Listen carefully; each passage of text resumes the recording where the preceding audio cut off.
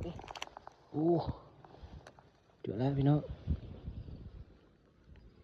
เรียบร้อยพี่น้องเราตัดเบิกสไนเปอร์คู่ใจพี่น้อง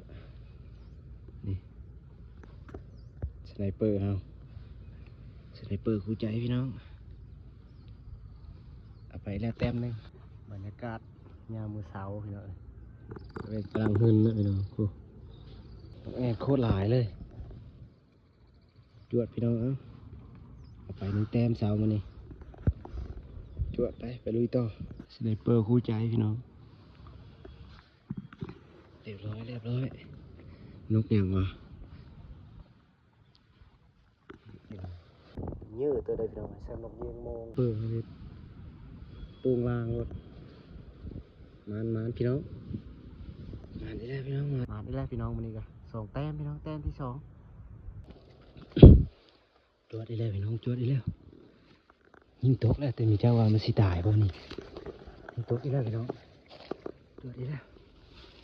แต่มีเจ้าว่ามันสิตายบ่นกมันยิงถือเลยสิเลยนกเขายิงตกนะ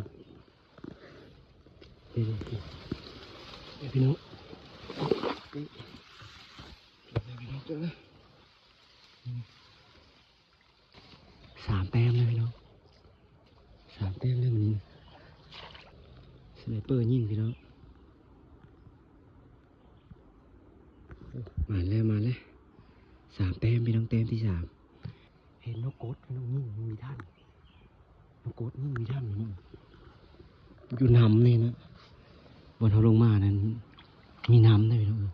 โซ่ผลงานเสาร์มื้อนี้พี่น้องสไนเปอร์คู่ใจพี่น้องนี่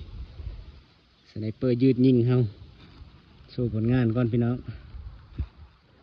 แต้มแรกพี่น้องนี่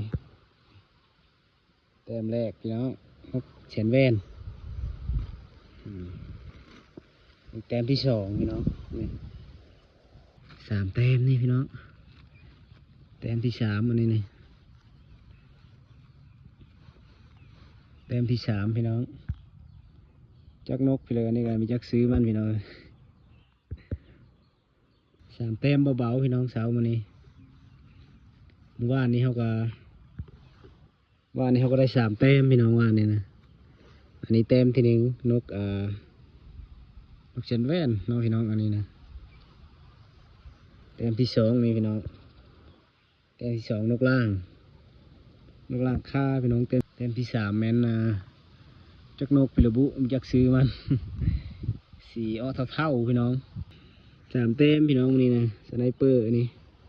สไนเปอร์คู่ใจเฮาคือเก้าพี่น้อง